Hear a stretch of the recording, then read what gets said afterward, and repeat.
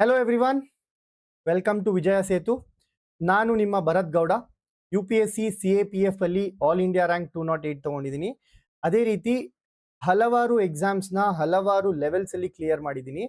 ಇದಕ್ಕೆ ಎಲ್ಲ ಮುಖ್ಯವಾದ ಪಾತ್ರ ಯಾವ್ದು ವಹಿಸಿತ್ತು ಅಂತ ಅಂದ್ರೆ ಅದು English grammar. So English grammar ನಾನು ಹೇಳ್ತಾನೆ ಇರ್ತೀನಿ, ಇಂಗ್ಲಿಷ್ ಗ್ರಾಮರ್ ಎಷ್ಟು ಮಹತ್ವದ ಪಾತ್ರ ವಹಿಸುತ್ತೆ ಅಂತ ಅಂದ್ರೆ, ಒಂದು ಸರಿ ನೀವೇನಾದ್ರೂ ಇಂಗ್ಲಿಷ್ ಚೆನ್ನಾಗಿ ಕಲ್ತ್ಕೋತು ಅಂತ ಅಂದ್ರೆ ಗ್ರಾಮರ್, ಎಷ್ಟೊಂದು ಎಕ್ಸಾಮ್ಸ್ನ ಬರೆಯುವಂತಹ ಆಪರ್ಚುನಿಟೀಸ್ ಜಾಸ್ತಿ ಆಗ್ತವೆ.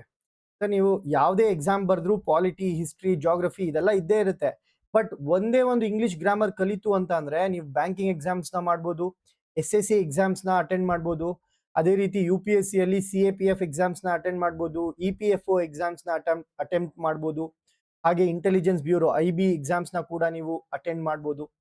So English grammar is very important. Competitive ಎಕ್ಸಾಮ್ಗೆ ಯಾರೆಲ್ಲ ಓದ್ತಾ ಇದ್ದೀರಾ ಅವರು ಮಿಸ್ ಮಾಡದೆ ಇಂಗ್ಲಿಷ್ ಗ್ರಾಮರ್ನ ಓದಿ.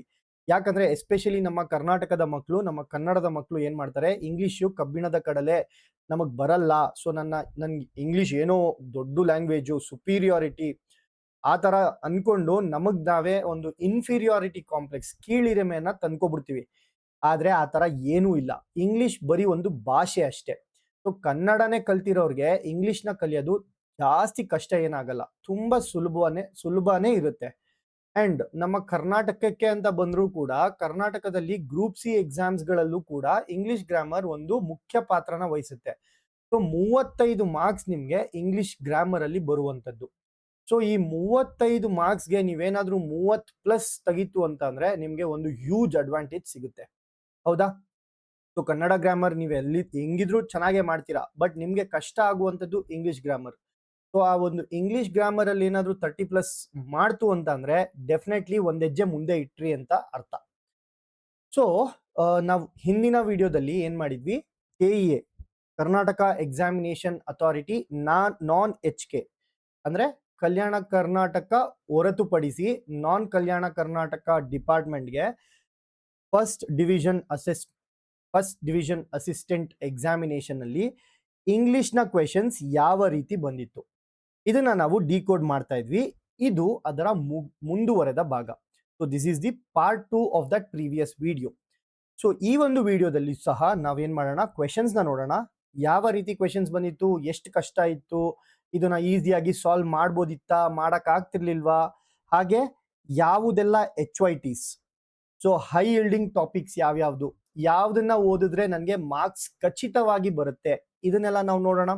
ಹಾಗೆ PYQ ನ ಯಾವ ರೀತಿ ನಾವು ಅನಲೈಸ್ ಮಾಡಬೇಕು ಅನ್ನೋದನ್ನು ಸಹ ನಾವು ಈ ಒಂದು ವಿಡಿಯೋದಲ್ಲಿ ನೋಡೋಣ.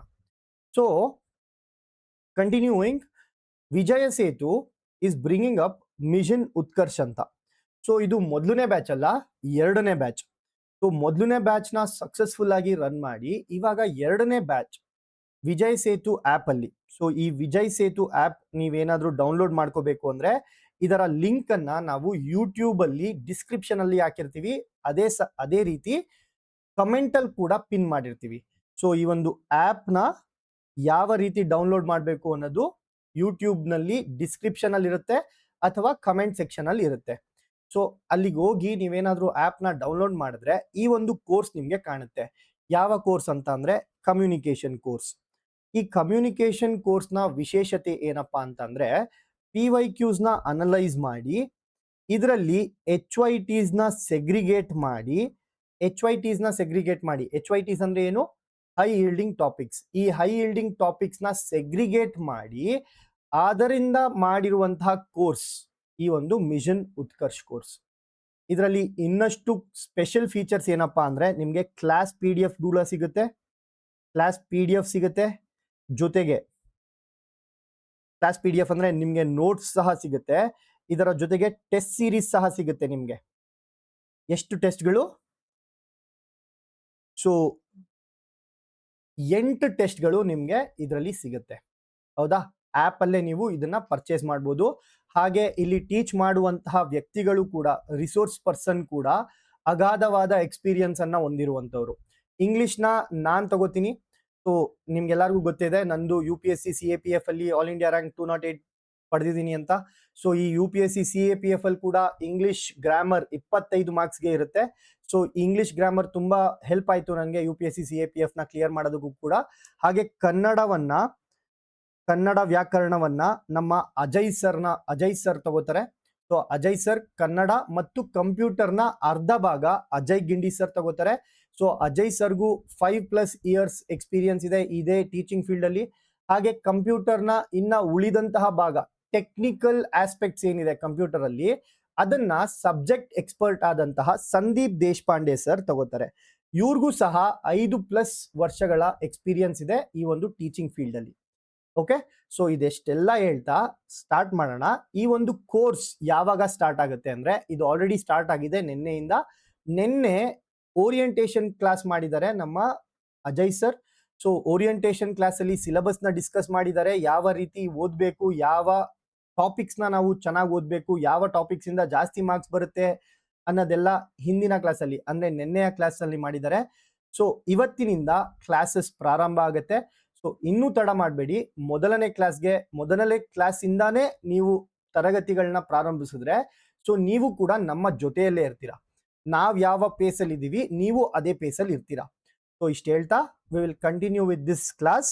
ಈ ಒಂದು ಕ್ಲಾಸ್ ನಲ್ಲಿ ಮೊದಲ ಪ್ರಶ್ನೆ ಏನಪ್ಪಾ ಅಂತಂದ್ರೆ, identify the sentence where the italicised word. Italicised ಅಂದ್ರೆ ಏನು? ಸೊ ನೀವೇನಾದ್ರೂ MS ವರ್ಡ್ ಯೂಸ್ ಮಾಡಿದ್ರೆ, ಸೊ ಕಮ್ಯುನಿಕೇಶನ್ ಕೋರ್ಸ್ ಅಲ್ಲಿ ಕಂಪ್ಯೂಟರ್ ಅನ್ನೋದು ಕೂಡ ಒಂದು ಸಬ್ಜೆಕ್ಟ್ ಆಗಿರುತ್ತೆ. ಸೊ ಕಂಪ್ಯೂಟರ್ ಅಲ್ಲಿ MS word is one of the HYTs, high yielding topic. MS word ಅಲ್ಲಿ ಇಟಾಲಿಕ್ಸ್ ಅಂತ ಒಂದು ಬರುತ್ತೆ, ಐ ಅಂತ ನೋಡಿರ್ತೀರಾ ನೀವು. ಈ ಇಟಾಲಿಕ್ಸ್ ಅಂತ ಅಂದ್ರೆ ಈ ರೀತಿಯಾಗಿ ನನ್ನ ಟೆಕ್ಸ್ಟ್ ಮಾರ್ಪಡುತ್ತೆ, ಒಂದ್ ಸ್ವಲ್ಪ ಸ್ಲ್ಯಾಂಟ್ ಆಗುತ್ತೆ. ಇದನ್ನ ನಾವು ಇಟಾಲಿಸೈಸ್ಡ್ ಅಂತ ಅಂತೀವಿ. ಯಾಕೆ ಸರ್ ಇಂಗ್ಲಿಷ್ ಅಲ್ಲಿ ಹೇಳ್ಕೊಡ್ತಾ ಇದ್ದೀರಾ ಅಂದ್ರೆ, ಇದನ್ನ they can ask me in vocabulary. So ವೊಕ್ಯಾಬುಲರಿಯಲ್ಲಿ ಈ ಒಂದು ಪ್ರಶ್ನೆಯನ್ನ ಕೇಳಬಹುದು. ಹಾಗಾಗಿ ನಮ್ಗೆ ಗೊತ್ತಿರಬೇಕು ಇಟಾಲಿಸೈಸ್ಡ್ ಅಂದ್ರೆ ಏನು ಅಂತ, ಹೌದಾ? ಸೊ ಈ ರೀತಿಯಾಗಿ ನಾವು ಟಾಪಿಕ್ಸ್ ನ ಇಂಟರ್ಲಿಂಕ್ ಮಾಡಿದ್ರೆ ಈಸಿಯಾಗಿ ಅರ್ಥ ಕೂಡ ಆಗುತ್ತೆ, ಈಸಿಯಾಗಿ ನೆನ್ಪಲ್ ಕೂಡ ಉಳಿಯುತ್ತೆ, ಈಸಿಯಾಗಿ ನಾವು ಮಾರ್ಕ್ಸ್ ನ ಕೂಡ ಪಡಿಬಹುದು. ಇಲ್ಲಿ ಈ ಪ್ರಶ್ನೆ ಕೇಳ್ತಾ ಇರೋದು ಏನಪ್ಪಾ ಅಂದ್ರೆ, ಯಾವುದರಲ್ಲಿ ಸ್ಪೆಲ್ಲಿಂಗ್ ಎರರ್ ಇದೆ ಅಂತ. ಸೊ ಈ 4 ಆಪ್ಷನ್ ನ ನೋಡಿ. Her indispensable contributions were noted. ಇಲ್ಲಿ ಇಂಡಿಸ್ಪೆನ್ಸಿಬಲ್ ಅನ್ನೋದಿದೆ, ಇಲ್ಲಿ ಎಂಬರಾಸ್ಮೆಂಟ್ ಅನ್ನೋದಿದೆ. He felt deep embarrassment after the speech. ಅದಾದ್ಮೇಲೆ the occurrence of the event was unexpected. Accommodation was difficult to find. So ಇದೆಲ್ಲ ಇಟಾಲಿಸೈಸ್ಡ್ ವರ್ಡ್ಸ್ ಅಲ್ಲಿ ಕೊಟ್ಟಿದ್ದಾರೆ. ಈ 4 ಪದಗಳಲ್ಲಿ ಯಾವುದರಲ್ಲಿ ಸ್ಪೆಲ್ಲಿಂಗ್ ಮಿಸ್ಟೇಕ್ ಇದೆ ಅನ್ನುವಂಥದ್ನ ನಾವು ಕಂಡುಹಿಡಿಬೇಕಾಗುತ್ತೆ. ಸೊ ಇದು ಒಂದು ವೊಕ್ಯಾಬುಲರಿಗೆ ಸೇರುವಂತಹ ಪ್ರಶ್ನೆ, ವೊಕ್ಯಾಬುಲರಿ ಸೆಕ್ಷನ್ ಅಲ್ಲಿ ಸೇರುವಂತಹ ಪ್ರಶ್ನೆ ಇದು. ಸೊ ನೀವು ವೊಕ್ಯಾಬುಲರಿನ ಓದ್ಬೇಕಾದ್ರೆ ಅಥವಾ ನೀವು ವೊಕ್ಯಾಬುಲರಿನ ಡೆವಲಪ್ ಮಾಡ್ಕೋಬೇಕು ಅಂದ್ರೆ ಏನ್ ಮಾಡ್ಬೇಕು, ಪ್ರತಿದಿನ ಒಂದು ಆರ್ಟಿಕಲ್ ಇಂಗ್ಲಿಷ್ ಪೇಪರ್ ಅಲ್ಲಿ ಓದ್ಬೇಕು. ಓದೋದ್ ಮಾತ್ರ ಅಲ್ಲ, ನೀವು ನೋಟ್ಸ್ ಮಾಡ್ಕೋಬೇಕು. ಯಾವ ರೀತಿ ನೋಟ್ಸ್ ಅಂತ ಕೇಳಿದ್ರೆ, ಒಂದು ಟೇಬಲ್ ನ ಮಾಡ್ಕೋತೀರಾ. ಈ ರೀತಿಯಾಗಿ ಒಂದು ಟೇಬಲ್ ನ ಮಾಡ್ಕೋತೀರಾ. ಈ ಟೇಬಲ್ ಅಲ್ಲಿ ಏನೆಲ್ಲ ಇರುತ್ತೆ, ಒಂದು ವರ್ಡ್ ಇರುತ್ತೆ, ಪದನ ಬರಿತೀರಾ ಇಲ್ಲಿ. ಸೊ ಫಾರ್ ಎಕ್ಸಾಂಪಲ್ ಇಂಡಿಸ್ಪೆನ್ಸಿಬಲ್ ಅನ್ನೋದನ್ನ ಬರಿತೀರಾ ಇಲ್ಲಿ. ಅದರ ಮೀನಿಂಗ್ ಏನು, ಓಕೆ, ಅದರ ಮೀನಿಂಗ್ ಏನು ಅನ್ನೋದನ್ನ ಇಲ್ಲಿ ಬರಿತೀರಾ. ಅದೇ ರೀತಿ ಅದರ ಸಿನಾನಿಮ್ಗಳೇನು, ಅದರ ಸಮನಾರ್ಥಕ ಅರ್ಥಗಳೇನು, ಅದರ ವಿರುದ್ಧಾರ್ಥಕ ಪದಗಳು ಯಾವ್ದ್ಯಾವ್ದು. ಈ ರೀತಿಯಾಗಿ 4 ಕಾಲಮ್ ಮಾಡಿ ಪ್ರತಿಯೊಂದು ರೋ ಅಲ್ಲಿ ಒಂದೊಂದು ವರ್ಡ್ ನ ಬರಿತೀರಾ. ಈ ತರ ಬರೆಯೋದ್ರಿಂದ ಏನ್ ಉಪಯೋಗ ಸರ್ ಅಂತ ಕೇಳಿದ್ರೆ, ಇದು ಒಂದೇ ಟೇಬಲ್ ಇಂದ ನಿಮ್ಮ ಇಡೀ ವೊಕ್ಯಾಬುಲರಿ ಸೆಕ್ಷನ್ ಅಲ್ಲಿ ಯಾವುದೇ ರೀತಿಯಾದಂತಹ ಪ್ರಶ್ನೆ ಕೇಳಿದ್ರು ಇದು ಒಂದೇ ಟೇಬಲ್ ಇಂದ ನೀವು ಆನ್ಸರ್ ನ ಮಾಡ್ಬೋದು. ಯಾವ ತರ ಸರ್ ಅಂತ ಅಂದ್ರೆ, ಇಲ್ಲಿ ನೋಡಿ, ಇದು one type of problem, one type of question. ಏನು, ಸ್ಪೆಲ್ಲಿಂಗ್ ಎರರ್ ನ ಕಂಡುಹಿಡಿಯುವಂಥದ್ದು. ಸರ್ ಇಲ್ಲಿ ಪದನ ಬರ್ದ್ರೆ ಸ್ಪೆಲ್ಲಿಂಗ್ ನ ನೀವು ಓದ್ದಂಗೆ ಆಗತ್ತಲ್ವಾ. ಇಲ್ಲಿ ನೀವು ಪದಗಳನ್ನ ಬರ್ದಿರ್ತೀರಾ. ಸೊ ಪದಗಳನ್ನ ತಪ್ಪ ಪದಗಳನ್ನ ಬರ್ದಿರ್ತೀರಾ, ಕರೆಕ್ಟ್ ಆದ ಪದನೇ ಬರಿಬೇಕಲ್ವಾ. ಸೊ ಇಲ್ಲಿ ನೀವೇನ್ ಮಾಡ್ತೀರಾ, ಸ್ಪೆಲ್ಲಿಂಗ್ಸ್ ಅನ್ನ ನೋಡ್ಕೋತೀರಾ. ಹಾಗೆ ಇನ್ನೊಂದು ರೀತಿಯಾದಂತಹ ಪ್ರಶ್ನೆ ಏನು, ಏನಿದರ ಮೀನಿಂಗ್ ಅಂತ ಕೇಳ್ತಾರೆ. ಸೊ ಮೀನಿಂಗ್ ನ ಬರ್ದಿರ್ತೀರಾ ನೀವು. ಸೊ ಮೀನಿಂಗ್ಗೂ ಕೂಡ ಇದೇ ಟೇಬಲ್ ಆಗುತ್ತೆ. ಅದೇ ರೀತಿ ಇಂಡಿಸ್ಪೆನ್ಸಿಬಲ್ ಕೊಟ್ಬಿಟ್ಟು ಇದರ ಸಮನಾರ್ಥಕಗಳೇನು ಅಂತ ಕೇಳ್ತಾರೆ, ಸಿನಾನಿಮ್ ಏನು ಅಂತ ಕೇಳ್ತಾರೆ. ಅದು ಕೂಡ ಇದೇ ಟೇಬಲ್ ಅಲ್ಲಿ ಇರುತ್ತೆ, ಹೌದಾ? ಅದು ಕೂಡ ಇದೇ ಟೇಬಲ್ ಅಲ್ಲಿ ಇರುತ್ತೆ ಸಿನಾನಿಮ್ಸ್. ಅದೇ ರೀತಿ ಆಂಟೋನಿಮ್ಸ್ ನ ಕೇಳ್ಬೋದು, ವಿರುದ್ಧಾರ್ಥಕ ಪದಗಳನ್ನ ಕೇಳ್ಬೋದು. ಅದೇ ಟೇಬಲ್ ನಲ್ಲಿ, ಇದೇ ಒಂದು ಟೇಬಲ್ ನಲ್ಲಿ ಆಂಟೋನಿಮ್ಸ್ ಕೂಡ ನಿಮ್ಗೆ ಸಿಗುತ್ತೆ, ವಿರುದ್ಧಾರ್ಥಕ ಪದಗಳು ಸಿಗುತ್ತೆ. ಅದೇ ರೀತಿ one word substitution. So one word substitution ಅಂದ್ರೆ ಏನು ಅಲ್ಲ, ಮೀನಿಂಗ್ ನ ಕೊಟ್ಟು ಪದ ಏನು ಅಂತ ಕೇಳುವಂಥದ್ದು. ಸೊ ಇದು ಕೂಡ ಇದೇ ಟೇಬಲ್ ನಲ್ಲಿ ಇರುತ್ತೆ. ಸೊ ಇದು ಒಂದು ಟೇಬಲ್ ಇಂದ ನೀವು 5 ಟೈಪ್ಸ್ ಆಫ್ ಪ್ರಾಬ್ಲಮ್ಸ್ ಅಥವಾ ಕ್ವೆಶನ್ಸ್ ನ ಈಸಿಯಾಗಿ ಉತ್ತರಿಸಬಹುದು. ನೀವು ಮಾಡಬೇಕಾಗಿರೋದೇನು, ಈ ರೀತಿಯಾಗಿ ಒಂದು ಟೇಬಲ್ ನ ಡೆವಲಪ್ ಮಾಡಬೇಕು. ಸೊ ನಾನು ಏನ್ ಹೇಳ್ತಾ ಇದ್ದೆ, ಮಿಷನ್ ಉತ್ಕರ್ಷಲ್ಲಿ ನಾನೇ ಈ ಒಂದು ಟೇಬಲ್ ನ ಮಾಡಿದ್ದೀನಿ. ಈ ಒಂದು ಟೇಬಲ್ ನಲ್ಲಿ ಮಿನಿಮಮ್ 300 ವರ್ಡ್ಸ್ ನ ನಾನು ಕೊಡ್ತೀನಿ. ನಿಮ್ಗೆ ಈಸಿ ಆಗ್ಲಿ ಅಂತ 300 words will be given by me. ನಾನು 300 ವರ್ಡ್ಸ್ ನ ಕೊಡ್ತೀನಿ. ಸೊ ಈ 300 ವರ್ಡ್ಸ್ ಜೊತೆಗೆ ಡೈಲಿ 5 ವರ್ಡ್ಸ್ ನೀವು ಮಾಡ್ತು ಅಂತಂದ್ರೆ ನಿಮ್ಗೆ ಎಕ್ಸಾಮಿನೇಷನ್ ನ ಟೈಮ್ ನಲ್ಲಿ 1000ದಿಂದ 1500 ವರ್ಡ್ಸ್ ವರೆಗೂ ಈ ಟೇಬಲ್ ನಲ್ಲಿ ಇರುತ್ತೆ. ಅದು ನೀವೇ ವರ್ಕ್ ಮಾಡಿರುವಂತಹ ವರ್ಡ್ಸ್, ಅಷ್ಟು ಈಸಿಯಾಗಿ ಮರ್ತೋಗಲ್ಲ, ಎಕ್ಸಾಮಿನೇಷನ್ ಅಲ್ಲಿ ನೆನಪು ಬಂದೇ ಬರುತ್ತೆ. ಸೊ ಈ ರೀತಿಯಾಗಿ ನಿಮ್ಮ ಸ್ಟಡಿ ಪ್ರಿಪರೇಷನ್, ನಿಮ್ಮ ಒಂದು ಸ್ಟ್ರಾಟಜಿ ಈ ರೀತಿಯಲ್ಲಿ ಇರಬೇಕು. ಆಯ್ತಾ? So coming back to the question, ಇದರಲ್ಲಿ ಸ್ಪೆಲ್ಲಿಂಗ್ ಎರರ್ ಯಾವ್ದ್ರಲ್ಲಿ ಇದೆ ಅಂತ ಕೇಳ್ತಾ ಇದ್ದಾರೆ. ಇದರಲ್ಲಿ ಇಂಡಿಸ್ಪೆನ್ಸಿಬಲ್ ಅಲ್ಲಿ ಸ್ಪೆಲ್ಲಿಂಗ್ ಮಿಸ್ಟೇಕ್ ಇದೆಯಾ, ಎಂಬಾರಾಸ್ಮೆಂಟ್ ಅಲ್ಲಿ ಇದೆಯಾ, ಅಕರೆನ್ಸ್ ಅಲ್ಲಿ ಇದೆಯಾ, ಅಕಾಮಡೇಷನ್ ಅಲ್ಲಿ ಇದೆಯಾ? ಸೊ ಇಲ್ಲಿ ಸರಿಯಾದ ಉತ್ತರ ಇಂಡಿಸ್ಪೆನ್ಸಿಬಲ್ ಆಗುತ್ತೆ. ಇಲ್ಲಿ DI ಇರಬಾರ್ದು, ಇಂಡಿಸ್ಪೆನ್ಸಬಲ್. ಐ ಇರಬಾರ್ದು, ಎ ಇರಬೇಕು. ಐನ ಜಾಗದಲ್ಲಿ ಎ ಇರಬೇಕು. ಇಂಡಿಸ್ಪೆನ್ಸಬಲ್ ಅನ್ನುವಂಥದ್ದು ಸರಿಯಾದ ಉತ್ತರ ಆಗುತ್ತೆ. ಹಾಗಾಗಿ ಇದರಲ್ಲಿ ನಿಮಗೆ ಸ್ಪೆಲ್ಲಿಂಗ್ ಮಿಸ್ಟೇಕ್ ಇದೆ. ಎಂಬರಾಸ್ಮೆಂಟ್ ಅಂದ್ರೆ ಏನು? ಎಂಬರಾಸ್ಮೆಂಟ್ ಅಂದ್ರೆ ನಾಚಿಕೆ. ಸೊ ಒಂದು ಸ್ಪೀಚ್ ಆದ್ಮೇಲೆ ನಾಚಿಕೆ ಪಟ್ಕೊಂಡ ಅಂತ ಅರ್ಥ. ಅದೇ ರೀತಿ ಅಕರೆನ್ಸ್ ಅಂದ್ರೆ ಆಗುವುದು, ಸಂಭವಿಸುವುದು ಅಂತ ಅರ್ಥ ಅಕರೆನ್ಸ್ ಅಂತ ಅಂದ್ರೆ. ಅದೇ ರೀತಿ ಅಕಾಮಡೇಷನ್ ಅಂದ್ರೆ ಒಂದು ಕಡೆ ವಾಸಿಸೋದು. So my accommodation is in Chandra layout ಅಂದ್ರೆ ಅರ್ಥ ಏನು? ನನ್ನ ಮನೆ ಚಂದ್ರ ಲೇಔಟ್ ಅಲ್ಲಿ ಇದೆ, ನಾನು ಚಂದ್ರ ಲೇಔಟ್ ಅಲ್ಲಿ ಇರ್ತೀನಿ ಅಂತ ಅರ್ಥ. ಅರ್ಥ ಆಯ್ತಾ? ಸೊ ನಾನು ಇವತ್ತಿನ ದಿನ ಎಲ್ಲಿರ್ತೀನಿ ಅದಕ್ಕೆ ನನ್ನ ಅಕಾಮಡೇಷನ್ ಅಂತ ಕರಿತೀವಿ. ಅರ್ಥ ಆಯ್ತಾ? ಸೊ ನೆಕ್ಸ್ಟ್ ಕ್ವೆಶನ್ ಹೋಗೋಣ. ಮುಂದಿನ ಪ್ರಶ್ನೆ ನೋಡಿ, complete the following sentence by using the correct tense form. So ಈ ಒಂದು ಪ್ರಶ್ನೆ ಯಾವ ತರ ಇದೆಯಪ್ಪ ಅಂತಂದ್ರೆ, ನಮ್ಮ Karnataka government exams SSC exams ಇಂದ ಯಾವ ರೀತಿ ಪ್ರಶ್ನೆಗಳನ್ನ ತಗೋತಾರೆ ಅನ್ನೋದಕ್ಕೆ ಈ ಒಂದು ಪ್ರಶ್ನೆ ಸಾಕ್ಷಿ. ಇದೇ ಒಂದು ಪ್ರಶ್ನೆ SSC CPO ಅಲ್ಲಿ ಕೂಡ ಬಂದಿತ್ತು. ಸೊ SSC CPO ಅಲ್ಲೂ ಬಂದಿತ್ತು. ಸೇಮ್ ಕ್ವೆಶನ್ ನಮ್ಮ KE ಎಕ್ಸಾಮ್ ಅಲ್ಲಿ ತಗೊಂಡ್ ಬಂದಿರುವಂತದ್ದು. ಆದ್ರೆ ಇದ್ರಲ್ಲೊಂದು ತಪ್ಪು ಮಾಡಿದ್ದಾರೆ ಕರ್ನಾಟಕ ಈ ಒಂದು KE. ಏನಪ್ಪ ತಪ್ಪು ಅಂದ್ರೆ, ಇದರಲ್ಲಿ ಗ್ರಾಮೆಟಿಕಲ್ ಆಗಿ ನೋಡಿದ್ರೆ ಈ ಒಂದು ಸೆಂಟೆನ್ಸ್ ಇರುವಂತದ್ದು ಸಿಂಪಲ್ ಪಾಸ್ಟ್ ಕಾಲಘಟ್ಟದಲ್ಲಿ. ಅಂದ್ರೆ ಸಿಂಪಲ್ ಪಾಸ್ಟ್ ಕಾಲಘಟ್ಟ ಅಂದ್ರೆ ಭೂತಕಾಲದಲ್ಲಿ ಇರುವಂತಹ ಇದು ಸೆಂಟೆನ್ಸ್. ಹೇಗೆ ಗೊತ್ತಾಗುತ್ತೆ ಭೂತಕಾಲ ಅಂತ? ಸರ್, ಬಿಕಾಸ್ ಇಲ್ಲಿ ಲಾಸ್ಟ್ ಇಯರ್ ಅಂತ ಕೊಟ್ಟಿದ್ದಾರೆ. ಹಿಂದಿನ ವರ್ಷ ಅಂತ ಕೇಳಿದಾಗ ಹಿಂದಿನ ವರ್ಷ ಆಲ್ರೆಡಿ ಆಗೋಗ್ಬಿಟ್ಟಿದೆ ಅಲ್ವಾ ಹಿಂದಿನ ವರ್ಷ, ಹಾಗಾಗಿ ಇದು ಪಾಸ್ಟ್ ಟೆನ್ಸ್ ಅಲ್ಲಿ ಇರುವಂತಹ ಸೆಂಟೆನ್ಸ್. ಇದಕ್ಕೆ ಆಕ್ಚುಯಲ್ ಆಗಿ ಗ್ರಾಮೆಟಿಕಲ್ ಆಗಿ ನೋಡ್ಬೇಕು ಅಂದ್ರೆ ವಿಸಿಟೆಡ್ ಅನ್ನುವಂಥದ್ದು ಸರಿಯಾದ ಉತ್ತರ ಆಗುತ್ತೆ. Rita visited the Taj Mahal last year ಅನ್ನುವಂಥದ್ದು ಸರಿಯಾದ ಉತ್ತರ ಆಗುತ್ತೆ. ಬಟ್ ವಿಸಿಟೆಡ್ ಅನ್ನುವಂಥದ್ದು ಈ ಒಂದು ಆಪ್ಷನ್ ಅಲ್ಲಿ ಇದೆಯಾ? ಇಲ್ಲ.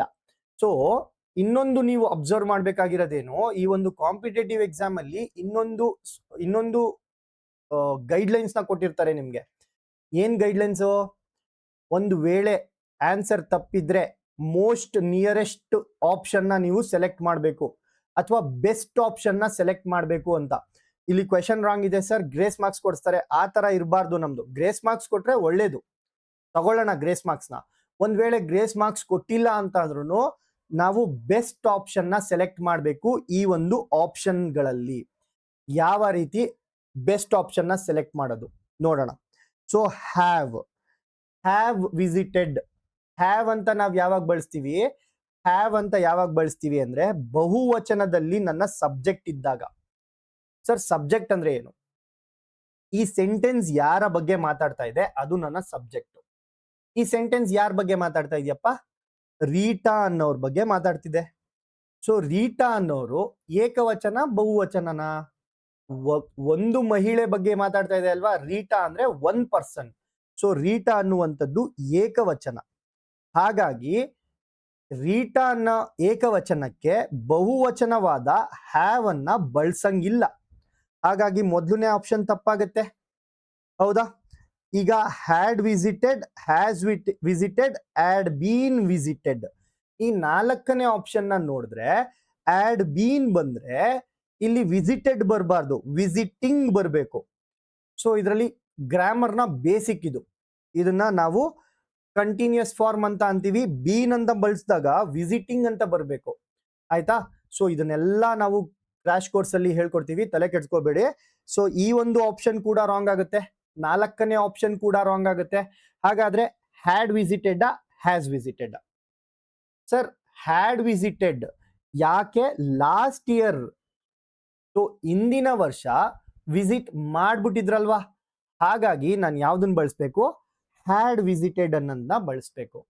ಸೊ ಇಲ್ಲಿ ಬೆಸ್ಟ್ ಆಪ್ಷನ್ ಯಾವ್ದಾಗುತ್ತೆ? ಆಪ್ಷನ್ 2 ಬೆಸ್ಟ್ ಆಪ್ಷನ್ ಆಗುತ್ತೆ. ಬಟ್ ಗ್ರಾಮೆಟಿಕಲ್ ಅಲ್ಲಿ ಹ್ಯಾಡ್ ವಿಸಿಟೆಡ್ ಕೂಡ ತಪ್ಪಾಗುತ್ತೆ. ರೀಟಾ ವಿಸಿಟೆಡ್ ಮಾತ್ರ ಸರಿ ಆಗುತ್ತೆ.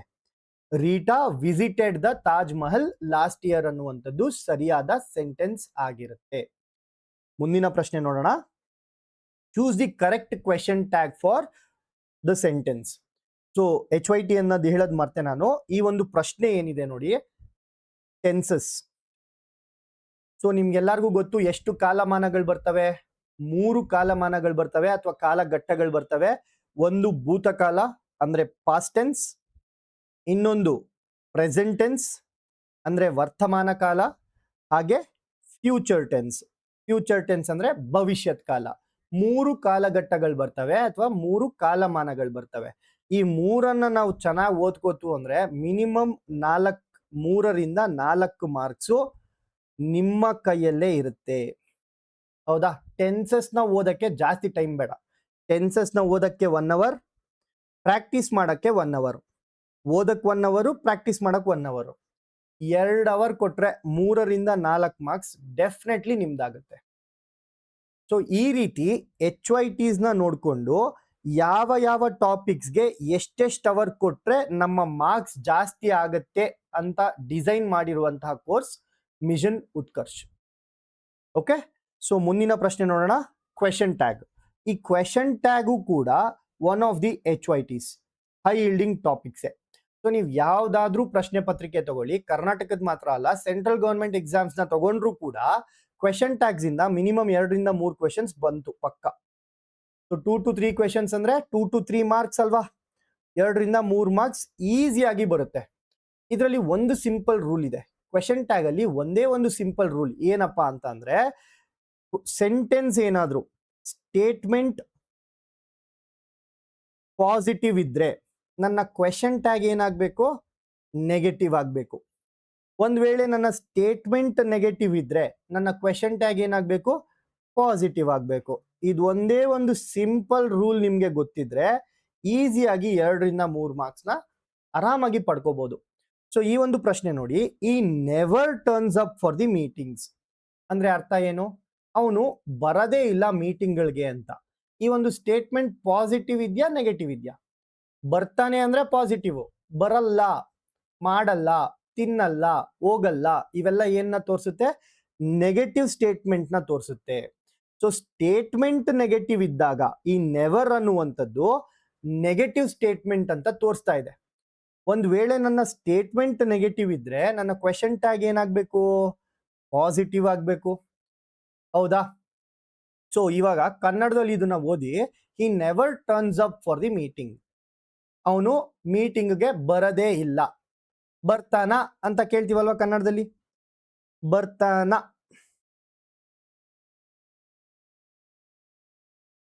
ಸೊ ಈ ರೀತಿ ನಾವು ಇಂಗ್ಲಿಷ್ ಅನ್ನ ಕನ್ನಡದಲ್ಲಿ ಓದ್ಕೊಂಡು ಮಾಡಿದ್ರೆ ಇನ್ನೂ ಸುಲಭವಾಗಿ ಮಾಡ್ಬೋದು. ಆಯ್ತಾ? ಸೊ ಬರ್ತಾನ ಅಂತ ಕೇಳ್ತೀವಿ ನಾವು. ಸೊ ಬರ್ತಾನ ಅನ್ನೋದಕ್ಕೆ ಫಸ್ಟ್ ಆಫ್ ಆಲ್ ನನ್ನ ಕ್ವೆಶನ್ ಟ್ಯಾಗ್ ಏನಿರ್ಬೇಕು? ಪಾಸಿಟಿವ್ ಇರಬೇಕು. ಈ ಬರ್ತಾನ ಅನ್ನುವಂಥದ್ದು ಪಾಸಿಟಿವ್, ಬರಲ್ವಾ ಅಂದ್ರೆ ನೆಗೆಟಿವ್, ಬರ್ತಾನ ಅಂದ್ರೆ ಪಾಸಿಟಿವ್. ಹೌದಾ? ಪಾಸಿಟಿವ್ ಇರಬೇಕು. ಹಾಗಾಗಿ ನಾಟ್ ಅನ್ನುವಂತಹ ಆಪ್ಷನ್ಗಳನ್ನ ಎಲಿಮಿನೇಟ್ ಮಾಡ್ಬಿಡ್ತೀನಿ ನಾನು. ಇಲ್ಲಿ ಡಸಂಟ್ ಇದೆ, ಡಸಂಟ್ ಅನ್ನುವಂಥದ್ದು ನೆಗೆಟಿವ್ ಕ್ವೆಶನ್ ಟ್ಯಾಗ್, ಹಾಗಾಗಿ ಇದು ಎಲಿಮಿನೇಟ್ ಆಯ್ತು. ಹಾಗೆ ಡಿಡೆಂಟ್ ಹಿ ಅನ್ನುವಂಥದ್ದು ನೆಗೆಟಿವ್ ಕ್ವೆಶನ್ ಟ್ಯಾಗ್, ಇದು ಕೂಡ ಎಲಿಮಿನೇಟ್ ಆಯ್ತು. ಸರ್ ಇದು ಒಂದೇ ಒಂದು ಟೇಬಲ್ ಗೊತ್ತಿದ್ರೆ 2 ಆಪ್ಷನ್ ಎಲಿಮಿನೇಟ್. ಹೌದಾ? ಇವಾಗ ಇದ ಡಿಡಿನ ಡಸಿನ. ಸೊ ಬರ್ತಾನ ಅನ್ನೋದನ್ನ ಇಂಗ್ಲಿಷ್ ನಲ್ಲಿ ಏನಂತಾರೆ? ಡಸಿ ಅಂತ ಕರೀತಾರೆ. ಅದೇ ಡಿಡಿನ ಏನಂತ ಕರೀತಾರೆ ಕನ್ನಡದಲ್ಲಿ? ಬಂದಿದ್ನ ಅಂತ. ನಾನು ಬಂದಿದ್ನ ಅಂತ ಕೇಳ್ತಿಲ್ಲ, ಬರ್ತಾನ ಅಂತ ಕೇಳ್ತಿರೋದು. ಸೊ ಬಂದಿದ್ನ ಅಂದ್ರೆ ಡಿಡಿ ಆಗತ್ತೆ, ಬರ್ತಾನ ಅಂತ ಅಂದ್ರೆ ಡಸಿ ಆಗತ್ತೆ. ಸೊ ಇಲ್ಲಿ ನಿಮ್ಮ ಸರಿಯಾದ ಉತ್ತರ ಯಾವುದು? ಡಸ್ ಹಿ ಅನ್ನುವಂಥದ್ದು ನಿಮ್ಮ ಸರಿಯಾದ ಉತ್ತರ. ಸೊ ನೋಡಿ, ನನಗೆ ಕ್ವೆಶನ್ ಟ್ಯಾಗ್ಸ್ ಅನ್ನುವಂತಹ ಕಾನ್ಸೆಪ್ಟ್ ನ ಗೊತ್ತಿಲ್ಲ ಅಂತ ಅಂದ್ರೂ ಕೂಡ ಇದು ಒಂದು ರೂಲ್ ಗೊತ್ತಿದ್ದು, ನಾನು ಏನಾದ್ರೂ ಸೆಂಟೆನ್ಸ್ ನ ಕನ್ನಡಕ್ಕೆ ಪರಿವರ್ತನೆ ಮಾಡಿಕೊಂಡು ಕನ್ನಡಕ್ಕೆ ಟ್ರಾನ್ಸ್ಲೇಷನ್ ಮಾಡಿಕೊಂಡು ಉತ್ತರವನ್ನ ಹುಡುಕಿದ್ರೆ ಸುಲಭವಾಗಿ ನಾವು ಉತ್ತರನ ಪಡಿಬೋದು. ಸೊ ಇದ್ರಲ್ಲೂ ಕೂಡ ಅದನ್ನೇ ನಿಮ್ಗೆ ಹೇಳ್ಕೊಟ್ಟೆ ನಾನು. ಸೊ ನನಗೆ ಕ್ವೆಶನ್ ಟ್ಯಾಗ್ ಬಗ್ಗೆ ಟೆನ್ಸಸ್ ಹಂಗಿರ್ಬೇಕು, ಹಿಂಗಿರ್ಬೇಕು, ಪ್ರೊನೌನ್ಸ್ ನ ಅದನ್ನ ಯೂಸ್ ಮಾಡಬೇಕು, ಇದನ್ನ ಯೂಸ್ ಮಾಡ್ಬೇಕು, ನನ್ಗೆ ಏನು ಗೊತ್ತಿಲ್ಲಪ್ಪ. ಬಟ್ ನಾನು ಇದಕ್ಕೆ ಆನ್ಸರ್ ಮಾಡಬೇಕು. ಹೇಗ್ ಮಾಡ್ತೀನಿ? ಪ್ರಶ್ನೆಯನ್ನ ಕನ್ನಡಕ್ಕೆ ಟ್ರಾನ್ಸ್ಲೇಟ್ ಮಾಡ್ಕೊಳ್ಳಿ. ಅವನು ಯಾವತ್ತು ಮೀಟಿಂಗ್ಗೆ ಬರಲ್ಲ, ಬರ್ತಾನ ಅಂತೀವಲ್ವಾ ಕನ್ನಡದಲ್ಲಿ. ಸೊ ಬರ್ತಾನ ಅಂತ ಅಂದ್ರೆ ಅದು ಡಸ್ ಇ ಆಗುತ್ತೆ. ಅರ್ಥ ಆಯ್ತಾ? ವೆರಿ ಸಿಂಪಲ್ ಅಲ್ವಾ? Will go to the next question. ಮುಂದಿನ ಪ್ರಶ್ನೆ ನೋಡಿ, match the following idioms with phrases. ಇದು ಕೂಡ ನಿಮ್ಮ ವೊಕ್ಯಾಬುಲರಿಗೆ ಸೇರುವಂಥದ್ದು, ವೊಕ್ಯಾಬುಲರಿಗೆ ಸೇರುವಂಥದ್ದು. ಸೊ ನಾನು ಅವಾಗಲೇ ಏನು ಹೇಳಿದೆ, ನಾನೇ ನಿಮಗೆ 300 ವೊಕ್ಯಾಬುಲರಿ ವರ್ಡ್ಸ್ನ ಕೊಡ್ತೀನಿ ಅಂದೆ ಅಲ್ವಾ? ಸೊ 300 ವರ್ಡ್ಸ್ನ ಕೊಡ್ತೀನಿ ಅಂದೆ ಅಲ್ವಾ? ಅದೇ ರೀತಿ 200 ಈಡಿಯಮ್ಸ್ ಮತ್ತು ಫ್ರೇಸಸ್ನ ನಾನೇ ನಿಮಗೆ ಕೊಡ್ತಿದ್ದೀನಿ. ಸರ್ ಇದು ಮಾಮೂಲಿ 200 ಈಡಿಯಮ್ಸ್ ಅಲ್ಲ, ಯಾವುದೋ ಎಲ್ಲಿಂದನೋ ತಗೊಂಡು ಬಂದು ಕೊಡುವಂತಹ 200 ನುಡಿಗಟ್ಟುಗಳಲ್ಲ. ಈಡಿಯಮ್ಸ್ ಅಂದ್ರೆ ನುಡಿಗಟ್ಟುಗಳು. ಸೊ ರ್ಯಾಂಡಮ್ ಆಗಿ ತಂದು ಕೊಡುವಂಥದ್ದಲ್ಲ. ನಾನು ಕೊಡುವಂತಹ 200 ಈಡಿಯಮ್ಸ್ ಮತ್ತು ಫ್ರೇಸಸ್ PYQs ಆಗಿರುತ್ತೆ. ಯಾವುದರ PYQs? Karnataka government exam PYQs, ಜೊತೆಗೆ SSC PYQs, ಜೊತೆಗೆ ಬ್ಯಾಂಕಿಂಗ್ PYQs ಅಲ್ಲಿ ಕೇಳಿರುವಂತಹ ಇಡಿಯಮ್ಸ್ ನ ಕಲೆಕ್ಟ್ ಮಾಡಿ ಕಂಪೈಲ್ ಮಾಡಿರುವಂತಹ 200 ಇಡಿಯಮ್ಸ್ಗಳು ನಿಮಗೆ ಈ ಒಂದು ಕೋರ್ಸ್ನಲ್ಲಿ ದೊರೆಯುತ್ತೆ. ಓಕೆ, ಸೊ ಈ ಒಂದು ಪ್ರಶ್ನೆ ನೋಡಿ, ಇಡಿಯಮ್ಸ್ ಕೇಳಿದ್ದಾರೆ. ಈ ಒಂದು ಲಿಸ್ಟ್ 1 ನಲ್ಲಿ ಇಡಿಯಮ್ಸ್ ನ ಕೊಟ್ಟಿದ್ದಾರೆ, ಅಂದ್ರೆ ನುಡಿಗಟ್ಟುಗಳನ್ನ ಕೊಟ್ಟಿದ್ದಾರೆ. ಲಿಸ್ಟ್ 2 ಅಲ್ಲಿ ನಿಮ್ಗೆ ಮೀನಿಂಗ್ಗಳನ್ನ ಕೊಟ್ಟಿದ್ದಾರೆ, ಅಂದ್ರೆ ಅರ್ಥಗಳನ್ನ ಕೊಟ್ಟಿದ್ದಾರೆ. ಹೌದಾ? 1ನೇ ಲಿಸ್ಟ್ ನಲ್ಲಿ ನಿಮ್ಗೆ ಇಡಿಯಮ್ಸ್ ನ ಕೊಟ್ಟಿದ್ದಾರೆ, ನುಡಿಗಟ್ಟುಗಳನ್ನ ಕೊಟ್ಟಿದ್ದಾರೆ. 2ನೇ ಲಿಸ್ಟ್ ಅಲ್ಲಿ ಅದರ ಅರ್ಥಗಳನ್ನ ಕೊಟ್ಟಿದ್ದಾರೆ. ಸೊ ಅಬೋವ್ ಬೋರ್ಡ್ ಅಂದ್ರೆ ಏನು? ಅಬೋವ್ ಬೋರ್ಡ್, ಇವಾಗ ನೀವು ಒಂದು ಸರ್ಕಾರಿ ಆಫೀಸ್ಗಳಿಗೆ ಹೋದ್ರೆ, ಸರ್ಕಾರಿ ಬೇಡ, ಯಾವ್ದಾದ್ರೂ ಒಂದು ಆಫೀಸ್ಗಳಿಗೆ ಹೋದ್ರೆ ಟೇಬಲ್ ನ ಕೆಳಗಡೆ ಏನೋ ಒಂದು ನಡೆಯುತ್ತೆ. ಏನ್ ನಡೆಯುತ್ತೆ ಅಂತ ನನಗೆ ಗೊತ್ತಿಲ್ಲ, ಆಯ್ತಾ? ಏನೋ ಒಂದು ನಡೆಯುತ್ತೆ ಟೇಬಲ್ ಕೆಳಗಡೆ. ಏನ್ ನಡಿಬೋದು? ಸೊ ನಿಮ್ಮ ಹತ್ರ ದುಡ್ಡು ಇಸ್ಕೋಬೇಕಂದ್ರೆ ಟೇಬಲ್ ಮೇಲೆ ಇಸ್ಕೋತಾರ, ಟೇಬಲ್ ಕೆಳಗಡೆ ಇಸ್ಕೋತಾರ? ಟೇಬಲ್ ಕೆಳಗಡೆ ಇಸ್ಕೋತಾರಲ್ವಾ? ಸೊ ಟೇಬಲ್ ನ ಕೆಳಗಡೆ ಅಂತ ಅಂದ್ರೆ ಅದು ಕರಪ್ಷನ್ ಅಂತ ಅರ್ಥ. ಟೇಬಲ್ ನ ಕೆಳಗಡೆ ಇಸ್ಕೊಂಡ್ರೆ ಅದು ಕರಪ್ಷನ್, ಡಿಸ್ಆನೆಸ್ಟಿ. ಅದೇ ಅಬೌವ್ ದ ಬೋರ್ಡ್, ಬೋರ್ಡ್ ನ ಮೇಲೆ, ಟೇಬಲ್ ನ ಮೇಲೆ ಇಸ್ಕೊಂಡ್ರೆ ಅದು ಹಾನೆಸ್ಟಿ ಅಂತ ಅರ್ಥ. ಎಲ್ಲ ನಿಯತ್ತಾಗಿ ಮಾಡ್ತಾ ಇದ್ದಾರೆ, ಕರಪ್ಷನ್ ಇಲ್ಲದೆ ಮಾಡ್ತಾ ಇದ್ದಾರೆ ಅಂತ ಅರ್ಥ. ಸೊ ಅಬೌವ್ ಬೋರ್ಡ್ ಏನಾಗುತ್ತೆ? Above board fair and honest ಆಗುತ್ತೆ. ಸೊ ಎಲ್ಲಿದ್ಯಪ್ಪ? ಆಪ್ಷನ್ ಎ ಮತ್ತು 2. ಆಪ್ಷನ್ ಎ ಎಲ್ಲಿಗೆ ಮ್ಯಾಚ್ ಆಗಬೇಕು? 2ಗೆ ಮ್ಯಾಚ್ ಆಗಬೇಕು. ಸೊ ಆಪ್ಷನ್ ಎ 2ಗೆ ಮ್ಯಾಚ್ ಆಗುವಂಥದ್ದು ಒಂದೇ ಆಪ್ಷನ್, ಅದು ನಿಮ್ಮ ಆಪ್ಷನ್ ಎ. ಹೌದಾ? By fits and starts. By fits and starts ಅಂತ ಅಂದ್ರೆ ಅರ್ಥ ಏನು? ಕನ್ಸಿಸ್ಟೆಂಟ್ ಆಗಿ ಇಲ್ಲದೆ ಇರುವಂಥದ್ದು, ಅವಾಗವಾಗ ನಿಂತ್ಕೊಳ್ಳುವಂಥದ್ದು, ಅವಾಗವಾಗ ಮತ್ತೆ ಸ್ಟಾರ್ಟ್ ಆಗುವಂಥದ್ದು. ಇದಕ್ಕೆ ನಾವು ಇಂಗ್ಲಿಷಲ್ಲಿ ಏನಂತೀವಿ? ಇರ್ರೆಗ್ಯುಲರ್ ಅಂತ ಕರಿತೀವಿ. ಏನಂತ ಕರಿತೀವಿ? ಇರ್ರೆಗ್ಯುಲರ್ ಅಂತ ಕರಿತೀವಿ. ಇರ್ರೆಗ್ಯುಲರ್. ಸೊ ಎಲ್ಲಿದೆ ಆಪ್ಷನ್ 3? ಬಿ ಏನಾಗಬೇಕು? ಬಿ 3ಗೆ ಮ್ಯಾಚ್ ಆಗಬೇಕು. ಸೊ ಬಿ ಏನು? 3ಗೆ ಮ್ಯಾಚ್ ಆಗಬೇಕು. Eke out. ಈಕ್ ಔಟ್ ಅಂತ ಅಂದ್ರೆ ನಾನು ದುಡಿತಾ ಇರೋದು ಸಾಕಾಗ್ತಿಲ್ಲ, ನನ್ನ ಜೀವನಾಂಶಕ್ಕೆ ನಾನು ಇನ್ನೂ ದುಡಿಬೇಕು. ಸೊ ನಾನು ಹೆಚ್ಚಿಗೆ ದುಡಿಬೇಕು ಅನ್ನೋದಕ್ಕೆ ಈಕ್ ಔಟ್ ಅಂತ ಕರೀತಾರೆ. ಸೊ ಈಕ್ ಔಟ್ ನ ಮೀನಿಂಗ್ ಏನಾಗುತ್ತೆ?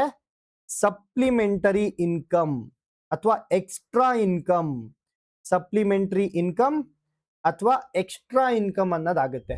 ಸೊ ಎಲ್ಲಿದೆ? ಆಪ್ಷನ್ 1 ಅಲ್ಲಿ ಇದೆ. ಸೊ ಆಪ್ಷನ್ 1 ಸಿ ಗೆ ಏನಾಗಬೇಕು? 1 ನ ಮ್ಯಾಚ್ ಮಾಡಬೇಕಾಗತ್ತೆ. ಅದೇ ರೀತಿ fly in the face of. Sir ನಿಮ್ಗೆ ಏನಾದ್ರೂ ಇಷ್ಟ ಆಗಿಲ್ಲ ಅಂತಂದ್ರೆ, ಯಾವ್ದೋ ಒಂದು ಕೋರ್ಸ್ ಇಷ್ಟ ಆಗಿಲ್ಲ ಅನ್ಕೊಳ್ಳಿ, ಏನ್ ಮಾಡ್ತೀರಾ? ಮುಖದ ಮೇಲೆ ಬಿಸಾಕ್ಬಿಟ್ಟು ಬರ್ತೀನಿ ಅಂತ ಹೇಳ್ತೀರಾ ಅಲ್ವಾ? ಸೊ ನಿಮ್ಗೆ ಯಾರಾದ್ರೂ ಇಷ್ಟ ಆಗಿಲ್ಲ, ಅವ್ರು ಏನಾದ್ರೂ ಹೇಳಿದ್ರೆ ಅವ್ರ ಮುಖದ ಮೇಲೆ ಬಿಸಾಕ್ಬಿಟ್ಟು ಬರ್ತೀನಿ ಅಂತ ಅಂತೀವಲ್ವಾ? ಅಂದ್ರೆ ಅರ್ಥ ಏನು? ಅವರಿಗೆ ವಿರುದ್ಧವಾಗಿ ನಾನು ನಡ್ಕೋತೀನಿ ಅಂತ, ಹೌದಾ? ಅವ್ರನ್ನ ನಾನು ಒಪ್ಪಲ್ಲ ಅಂತ ಅರ್ಥ. ಸೊ ಇದರ ಅರ್ಥ ಏನ್ ಬರುತ್ತೆ? ಟು ಡಿಫೈ ಅಂತ ಬರುತ್ತೆ. ಏನು? ಟು ಡಿಫೈ ಅಂದ್ರೆ ನನ್ನ ಸಮ್ಮತ ಇಲ್ಲ ಅಂತ, ಅಥವಾ ನನ್ನ ಸಹಮತ ಇಲ್ಲ, ಅಥವಾ ನಾನು ಸಮ್ಮತಿಸಲ್ಲ ಇದಕ್ಕೆ. ಟು ಡಿಫೈ ಅಂದ್ರೆ ಒಪ್ಕೊಳ್ದೆ ಇರುವಂತದ್ದು. ಇದಕ್ಕೆ fly in the face of ಅಂತ ಕರಿತೀವಿ. ಸೊ ಯಾವ್ದಕ್ಕೆ ಮ್ಯಾಚ್ ಆಗಬೇಕು? D4 ಗೆ ಮ್ಯಾಚ್ ಆಗಬೇಕು. ಸೊ ಇದಕ್ಕೆ ನಿಮ್ಮ ಆನ್ಸರ್ ಏನಾಗುತ್ತೆ? ಆಪ್ಷನ್ 1 ಸರಿಯಾದ ಉತ್ತರ ಆಗತ್ತೆ. ಮುಂದಿನ ಪ್ರಶ್ನೆ ಹೋಗೋಣ. ಮುಂದಿನ ಪ್ರಶ್ನೆ ನೋಡಿ, match the expression under list 1 to its corresponding language function. Sir language ಇರುವಂತದ್ದು ಏನಕ್ಕೆ? ಕನ್ವೆ ಮಾಡೋದಕ್ಕೆ. ನಾವ್ ಏನ್ ಅನ್ಕೋತಾ ಇದೀವಿ ಅದನ್ನ ಕನ್ವೆ ಮಾಡೋದಕ್ಕೆ. ಕನ್ನಡ ಆದ್ರೂ ಆಗ್ಲಿ, ಇಂಗ್ಲಿಷ್ ಆದ್ರೂ ಆಗ್ಲಿ. So language is just for conveying our thoughts. ನಮ್ಮ ಅನಿಸಿಕೆಗಳನ್ನ ಕನ್ವೆ ಮಾಡೋದಕ್ಕೆ ಬಳಸುವಂತದ್ದು ಭಾಷೆ, ಹೌದಾ? ಸೊ ನಾವು ಅನಿಸಿಕೆ, ಯಾವ ರೀತಿಯ ಅನಿಸಿಕೆಗಳಿರ್ತವೆ? ಒಂದು ಆರ್ಡರ್ ಮಾಡ್ಬೋದು, ಅಥವಾ ರಿಕ್ವೆಸ್ಟ್ ಮಾಡ್ಬೋದು, ಅಥವಾ ಹೊಗಳ್ಬೋದು, ಅಥವಾ ಟೀಕೆ ಮಾಡ್ಬೋದು, ಹೌದಾ? ಅಥವಾ ಇಂಟ್ರೊಡ್ಯೂಸ್ ಮಾಡ್ಬೋದು, ಇವೆಲ್ಲ ಮಾಡ್ಬೋದಲ್ವಾ? ಅಥವಾ ಸುಮ್ಮನೆ ಗ್ರೀಟಿಂಗ್ ಮಾಡ್ಬೋದು. ಗ್ರೀಟಿಂಗ್ ಅಂದ್ರೆ hi, how are you, how do you do ಅನ್ನುವಂಥದ್ದು. ಇದೆಲ್ಲ ಲ್ಯಾಂಗ್ವೇಜ್ ನ ಫಂಕ್ಷನ್ಗಳಾಗತ್ತೆ. ಸೊ ಇದೇ ರೀತಿ how do you do. So ಇವಾಗ ತಾನೇ ಜಸ್ಟ್ ನಾನು ಏನ್ ಹೇಳ್ದೆ? Hi, how do you do ಅಂತ ಅಂದ್ರೆ ಅರ್ಥ ಏನು? What am I doing? ನಾನು ನಿಮ್ನ ಗ್ರೀಟ್ ಮಾಡ್ತಾ ಇದ್ದೀನಿ, ಹೌದಾ? ನಿಮ್ನ ವಿಚಾರಿಸ್ಕೋತಾ ಇದ್ದೀನಿ. ಸೊ ಇದಕ್ಕೆ ಏನಾಗುತ್ತೆ? ಯಾವ ಫಂಕ್ಷನ್ ಬರುತ್ತೆ? ಗ್ರೀಟಿಂಗ್ ಅನ್ನುವಂತಹ ಫಂಕ್ಷನ್ ಬರುತ್ತೆ. Greeting, I am greeting you, hi, how do you do ಅಂತ. ಅದಾದ್ಮೇಲೆ ಕುಡ್ ಯು ಪ್ಲೀಸ್. ಪ್ಲೀಸ್ ಅಲ್ಲೇ ಅರ್ಥ ಇದೆ. ಪ್ಲೀಸ್ ಅಂದ್ರೆ ಏನು? ರಿಕ್ವೆಸ್ಟಿಂಗ್. ಸೊ ನಾನು ನಿಮ್ನ ಕೇಳ್ಕೊತಾ ಇದ್ದೀನಿ, ಕ್ಯಾನ್ ಯು ಪ್ಲೀಸ್ ಅಂತ. Could you please pass me the book, ಇದು ರಿಕ್ವೆಸ್ಟಿಂಗ್ ಆಗತ್ತೆ. ಸೊ ಗ್ರೀಟಿಂಗ್ ಅನ್ನುವಂಥದ್ದು 2ನೇ ಆಪ್ಷನ್, ರಿಕ್ವೆಸ್ಟಿಂಗ್ ಅನ್ನುವಂಥದ್ದು 4ನೇ ಆಪ್ಷನ್. ಹಾಗೆ you look beautiful in this new clothes. ಈ ಹೊಸ ಬಟ್ಟೆಯಲ್ಲಿ ನೀನು ಸುಂದರವಾಗಿ ಕಾಣಿಸ್ತಾ ಇದ್ಯಾ. ಈ ಬ್ಯೂಟಿಫುಲ್ ಅನ್ನುವಂಥದ್ದು ಏನನ್ನ ರೆಪ್ರೆಸೆಂಟ್ ಮಾಡ್ತಾ ಇದೆ? ಇದು ಹೊಗಳುತ್ತಾ ಇರೋದನ್ನ, ಹೊಗಳುವುದನ್ನ ರೆಪ್ರೆಸೆಂಟ್ ಮಾಡ್ತಾ ಇದೆ. ಸೊ ಹೊಗಳುವುದನ್ನ ಇಂಗ್ಲಿಷ್ ನಲ್ಲಿ ಏನಂತ ಅಂತೀವಿ? ಕಾಂಪ್ಲಿಮೆಂಟಿಂಗ್ ಅಂತ ಅಂತೀವಿ. ಏನಂತೀವಿ? ಕಾಂಪ್ಲಿಮೆಂಟಿಂಗ್ ಅಂತ ಕರಿತೀವಿ. ಸೊ ಯಾವ ಆಪ್ಷನ್ ನಲ್ಲಿ ಕಾಂಪ್ಲಿಮೆಂಟಿಂಗ್ ಇದೆ? 1ನೇ ಆಪ್ಷನ್ ಅಲ್ಲಿ ಕಾಂಪ್ಲಿಮೆಂಟಿಂಗ್ ಇದೆ. ಸೊ ಇದಕ್ಕೆ ಕಾಂಪ್ಲಿಮೆಂಟ್ ಆಗುತ್ತೆ. ಇನ್ನ ಉಳಿದಿರುವಂತದ್ದು ಒಂದೇ. ಇನ್ನ ಉಳಿದಿರುವಂತದ್ದು ಯಾವುದು? Meet my friend Ratan. ಇವ್ರು ನನ್ನ ಫ್ರೆಂಡು, ಇವ್ರ ಹೆಸರು ರತನ್. ಇಲ್ಲಿ ನಾನು ಏನ್ ಮಾಡ್ತಾ ಇದೀನಿ? ನಿಮ್ಗೆ ನನ್ನ ಫ್ರೆಂಡ್ ನ ನಿಮ್ಗೆ ಇಂಟ್ರೊಡ್ಯೂಸ್ ಮಾಡ್ತಾ ಇದೀನಲ್ವಾ? ನಿಮ್ಗೆ ಪರಿಚಯಿಸ್ತಾ ಇದ್ದೀನಿ, ಅವ್ರನ್ನ ಪರಿಚಯ ಮಾಡ್ಕೊಡ್ತಾ ಇದೀನಲ್ವಾ? ಸೊ ನಿಮ್ ಫ್ರೆಂಡ್ ನ ಇನ್ನೊಬ್ಬನ ಜೊತೆ ಕರ್ಕೊಂಡು ಹೋದಾಗ ನೀವೇನಂತ ಪರಿಚಯ ಮಾಡ್ಕೊಡ್ತೀರಾ? ಇಲ್ಲಿ ನೋಡಪ್ಪ, ಇವ್ನು ನನ್ನ ಫ್ರೆಂಡು, ಇವನ ಹೆಸರು ರತನ್ ಅಂತ. ಸೊ ಇಲ್ಲಿ ಏನ್ ಮಾಡ್ತಾ ಇದೀನಿ? ನಾನು ಇಂಟ್ರೊಡಕ್ಷನ್ ಕೊಡ್ತಾ ಇದ್ದೀನಿ, ಅಥವಾ I am introducing my friend. Introducing ಅನ್ನುವಂಥದ್ದು 3ನೇ ಆಪ್ಷನ್ ಆಗಿರುತ್ತೆ. ಸೊ ನಿಮ್ಮ ಸರಿಯಾದ ಉತ್ತರ ಏನಾಗುತ್ತೆ? ಎಗೆ 2 ಮ್ಯಾಚ್ ಆಗಬೇಕು. ಎಗೆ 2 ಮ್ಯಾಚ್ ಆಗುವಂಥದ್ದು ಎಲ್ಲಿದೆ? ಬರೀ ಆಪ್ಷನ್ 2 ಅಲ್ಲಿ ಇದೆ. ಹಾಗೆ ನೋಡಿ, B4 ಗೆ ಮ್ಯಾಚ್ ಆಗಬೇಕು. B4 ಗೆ ಮ್ಯಾಚ್ ಆಯ್ತಾ? ಮ್ಯಾಚ್ ಆಯ್ತು. ಸಿ ಯಾವ್ದಕ್ಕೆ ಮ್ಯಾಚ್ ಆಗಬೇಕು? 1 ಗೆ ಮ್ಯಾಚ್ ಆಗಬೇಕು. C1 ಗೆ ಮ್ಯಾಚ್ ಆಯ್ತಾ? ಮ್ಯಾಚ್ ಆಯ್ತು. ಡಿ ಎಷ್ಟಕ್ಕೆ ಮ್ಯಾಚ್ ಆಗಬೇಕು? D3 ಗೆ ಮ್ಯಾಚ್ ಆಗಬೇಕು. ಇಲ್ಲಿ D3 ಗೆ ಮ್ಯಾಚ್ ಆಗಿದ್ಯಾ? ಹೌದು, ಆಗಿದೆ. ಸೊ ನಿಮ್ಮ ಸರಿಯಾದ ಉತ್ತರ ಆಪ್ಷನ್ 2 ಆಗಿರುತ್ತೆ. ಸೊ ಇಷ್ಟು ಸಿಂಪಲ್ ಆಗಿರುತ್ತೆ ಇಂಗ್ಲಿಷ್ ಗ್ರಾಮರ್, ಆಯ್ತಾ? ತುಂಬಾ ಸರಳವಾಗಿ ನಾವು ಮಾರ್ಕ್ಸ್ ಅನ್ನ ಪಡಿಬಹುದು. ಎಸ್, ಮುಂದಿನ ಪ್ರಶ್ನೆ ನೋಡಿ. ಇನ್ನೊಂದು preposition, another a very important HYT. A very important HYT. ಏನ್ ಸರ್ ಪ್ರಿಪೋಸಿಷನ್ ಅಂದ್ರೆ? ಸೊ ಪ್ರಿಪೋಸಿಷನ್ ಅಂದ್ರೆ ಹೆಸರಲ್ಲೇ ಇದೆ ನೋಡಿ, ಪೊಸಿಷನ್. ಒಂದು ಸೆಂಟೆನ್ಸ್ ಅಲ್ಲಿ ಸಬ್ಜೆಕ್ಟ್ ಮತ್ತು ಆಬ್ಜೆಕ್ಟ್ಗೆ ಇರುವಂತಹ ಪೊಸಿಷನ್ ಏನು, ಅಥವಾ ಅವರಿಬ್ಬರ ನಡುವೆ ಇರುವಂತಹ ರಿಲೇಶನ್ಶಿಪ್ ಏನು. The glass is on the table. So glass table ಮೇಲಿದೆ. ಇಲ್ಲಿ ಯಾರ ಬಗ್ಗೆ ಮಾತಾಡ್ತಾ ಇದ್ದೀನಿ? ಗ್ಲಾಸ್ ಬಗ್ಗೆ ಮಾತಾಡ್ತಾ ಇದ್ದೀನಿ. ಸೊ ಗ್ಲಾಸ್ ಅನ್ನುವಂಥದ್ದು ನನ್ನ ಸಬ್ಜೆಕ್ಟ್ ಆಗುತ್ತೆ. ಗ್ಲಾಸ್ಗೂ ಮತ್ತೆ ಟೇಬಲ್ಗೆ ಇರುವಂತಹ ಸಂಬಂಧ ಏನು? Glass is on the table. Glass table ಮೇಲೆ ಇದೆ. ಸೊ ಇಲ್ಲಿ ಮೇಲೆ ಅನ್ನುವಂಥದ್ದು ರಿಲೇಶನ್ಶಿಪ್ ನ ತೋರಿಸ್ತಾ ಇದೆ. ಗ್ಲಾಸ್ಗೂ ಮತ್ತೆ ಟೇಬಲ್ಗೂ ರಿಲೇಶನ್ಶಿಪ್ ನ ತೋರಿಸ್ತಾ ಇದೆ ಮೇಲೆ ಅನ್ನುವಂಥದ್ದು. ಇಂಗ್ಲಿಷ್ ಅಲ್ಲಿ ಆನ್ ದ ಟೇಬಲ್, ಆನ್ ಅನ್ನುವಂತಹ ಪದ ಏನ್ ತೋರಿಸ್ತಾ ಇದೆ? ರಿಲೇಶನ್ಶಿಪ್ ನ ತೋರಿಸ್ತಾ ಇದೆ ಅಥವಾ ಪೊಸಿಷನ್ ನ ತೋರಿಸ್ತಾ ಇದೆ. ಇದಕ್ಕೆ ನಾವು ಪ್ರಿಪೋಸಿಷನ್ ಅಂತ ಕರಿತೀವಿ. ಏನಂತ ಕರಿತೀವಿ? ಪ್ರಿಪೋಸಿಷನ್ ಅಂತ ಕರಿತೀವಿ. ಸೊ ಯಾವುದೇ ಪ್ರಶ್ನೆ ಪತ್ರಿಕೆಯಲ್ಲಿ ಅವಾಗ್ಲೇ ನಾನು ಕ್ವೆಶ್ಚನ್ ಟ್ಯಾಗ್ ಏನ್ ಹೇಳಿದೆ, ಅದೇ ರೀತಿ ಪ್ರಿಪೋಸಿಷನ್ ಅಲ್ಲಿ ಕೂಡ 2 ರಿಂದ 3 ಮಾರ್ಕ್ಸ್, ಕೆಲವೊಂದು ಎಕ್ಸಾಮ್ಸ್ ನಲ್ಲಿ 4 ರಿಂದ 5 ಮಾರ್ಕ್ಸ್ ವರೆಗೂ ಪ್ರಿಪೋಸಿಷನ್ಸ್ ಅಲ್ಲಿ ಕೇಳಿದ್ದಾರೆ. ಸೊ ಕರ್ನಾಟಕ ಗವರ್ಮೆಂಟ್ ಎಕ್ಸಾಮ್ ಅಲ್ಲೇನೆ 4 ರಿಂದ 5 ಕ್ವೆಶನ್ ಪ್ರಿಪೋಸಿಷನ್ ಮೇಲೆ ಕೇಳಿರುವಂತದ್ದು. ಸೊ ಇಲ್ಲೂ ನೋಡಿ 4 ಪ್ರಿಪೋಸಿಷನ್ ನ ಕೇಳಿದ್ದಾರೆ, ಬಟ್ ಒಂದೇ ಪ್ರಶ್ನೆಯಾಗಿ ಕೇಳಿದ್ದಾರೆ. ಬಟ್ ಕೆಲವೊಂದು ಎಕ್ಸಾಮ್ಸ್ ಅಲ್ಲಿ ಇದೇ ಒಂದು ಪ್ರಶ್ನೆ, ಇದೇ ಒಂದು ಪ್ರಶ್ನೆ, ಇದೇ ಒಂದು ಪ್ರಶ್ನೆ ಆಗತ್ತೆ. ಸೊ ಇಲ್ಲಿ ಕೇಳ್ತಾ ಇರುವಂತದ್ದು ಯಾವ ಟೈಪ್ ಆಫ್ ಪ್ರಿಪೋಸಿಷನ್ ಇದು ಅಂತ. ಸೊ ಅಲಾಂಗ್ ಅನ್ನುವಂಥದ್ದು ಯಾವ ಟೈಪ್ ಆಫ್ ಪ್ರಿಪೋಸಿಷನ್, ಇಂಟು ಅನ್ನುವಂಥದ್ದು ಯಾವ ಟೈಪ್ ಆಫ್ ಪ್ರಿಪೋಸಿಷನ್, ಇನ್ ಅನ್ನುವಂಥದ್ದು ಯಾವ ಟೈಪ್ ಆಫ್ ಪ್ರಿಪೋಸಿಷನ್, ಆಫ್ ಅನ್ನುವಂಥದ್ದು ಯಾವ ಟೈಪ್ ಆಫ್ ಪ್ರಿಪೋಸಿಷನ್ ಅಂತ ಕೇಳ್ತಾ ಇರುವಂತದ್ದು. ಸೊ ಇಲ್ಲಿ ಅಲಾಂಗ್ ಅನ್ನುವಂಥದ್ದು ಯಾವ ರೀತಿಯಾದಂತಹ ಪ್ರಿಪೋಸಿಷನ್? ಅಲಾಂಗ್ ಅಂದ್ರೆ ಈ road, I walk along the road ಅಂದ್ರೆ ಸೊ ರೋಡ್ ನ ಪಕ್ಕದಲ್ಲಿ ನಡೆಯೇ ಅಂತ ಅರ್ಥ. ಇಂಟು, ಇಂಟು ಏನ್ನ ತೋರಿಸುತ್ತೆ? Put this book into the bag. ಏನ್ನ ತೋರಿಸ್ತಾ ಇದೆ? ಬುಕ್ ಈಚೆ ಇದೆ, ಅದನ್ನ ಒಳಗಡೆ ಹಾಕು ಅಂತ. I jumped into the pool. I jumped into the pool. ನಾನು ಸ್ವಿಮ್ಮಿಂಗ್ ಪೂಲ್ ಒಳಗೆ ನೆಗ್ದೆ ಅಥವಾ ಜಿಗ್ದೆ. ಹೌದಾ? ಏನ್ ತೋರಿಸ್ತಾ ಇದೆ ಇದನ್ನ? ಈ ಇಂಟು ಅನ್ನುವಂಥದ್ದು ಮೂವ್ಮೆಂಟ್ ನ ತೋರಿಸ್ತಾ ಇದೆ ಅಲ್ವಾ? ಏನ ತೋರಿಸುತ್ತೆ? ಮೂವ್ಮೆಂಟ್ ನ ತೋರಿಸುತ್ತೆ. ಬಿ ಏನಾಗ್ಬೇಕು? ಮೂವ್ಮೆಂಟ್ ಆಗ್ಬೇಕು. ಮೂವ್ಮೆಂಟ್ ಇರೋದು 4ನೇ ಆಪ್ಷನ್. ಸೊ 4ನೇ ಆಪ್ಷನ್ ಯಾವ್ದ್ರಲ್ಲಿದೆ? D4 ಅಲ್ಲಿ ಇದೆ. ಸೊ ಡಿ ಎಲ್ಲಿದೆ? ಡಿ 4ನೇ ಆಪ್ಷನ್ ಇದೆ. ಸೊ 4ನೆಯ ಆಪ್ಷನ್ ಸರಿಯಾದ ಉತ್ತರ ಆಗುತ್ತೆ. ಅದೇ ರೀತಿ ಇನ್ ಅನ್ನುವಂಥದ್ದು, ಇನ್, ಇನ್ ಏನ್ನ ರೆಪ್ರೆಸೆಂಟ್ ಮಾಡುತ್ತೆ? ಸೊ ಇನ್ ಯಾವ್ದನ್ನ ರೆಪ್ರೆಸೆಂಟ್ ಮಾಡುತ್ತೆ? ಸೊ ಇನ್ನು ಟೈಮ್ ಅನ್ನ ರೆಪ್ರೆಸೆಂಟ್ ಮಾಡುತ್ತೆ. When was this war fought? So ನಮ್ಮ ಭಾರತದ ಮೊದಲನೆಯ ಸ್ವಾತಂತ್ರ್ಯ ಹೋರಾಟ ಯಾವಾಗ ಆಯ್ತು ಅನ್ನೋದಕ್ಕೆ ಯಾವ ರೀತಿ ಆನ್ಸರ್ ನ ಮಾಡ್ತೀರಾ?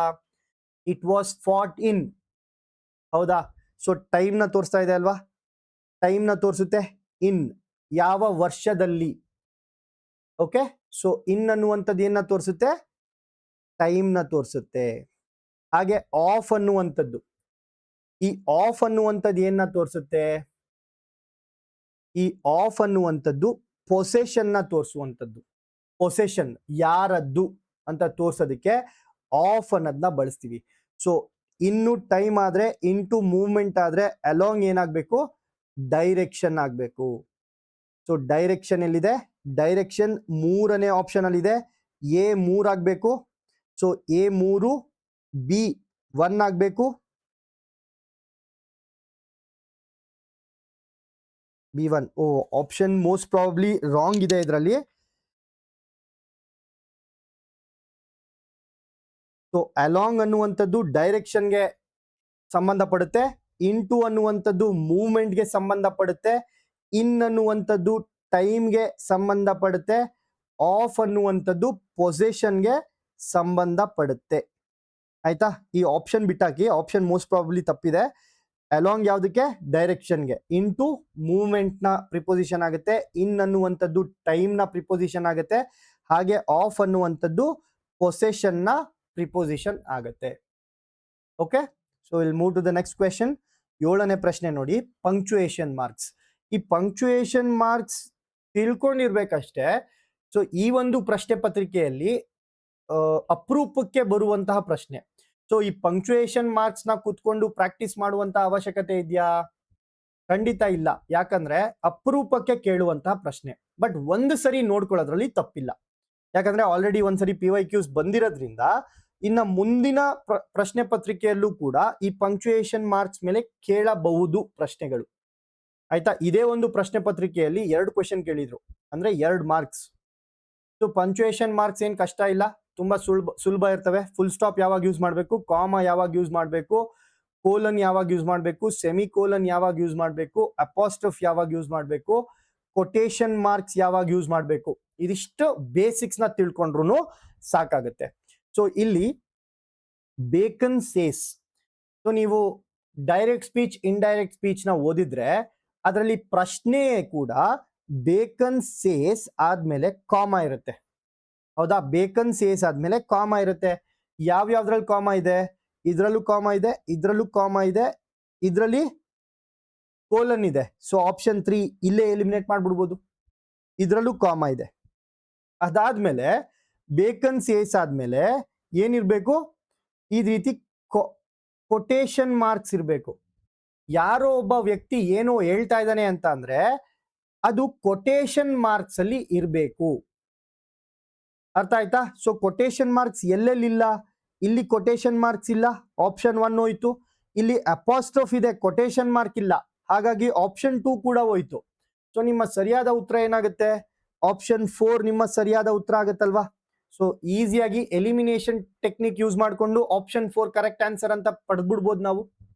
ಎಸ್. ಸೊ ಮುಂದಿನ ಪ್ರಶ್ನೆ ನೋಡಿ.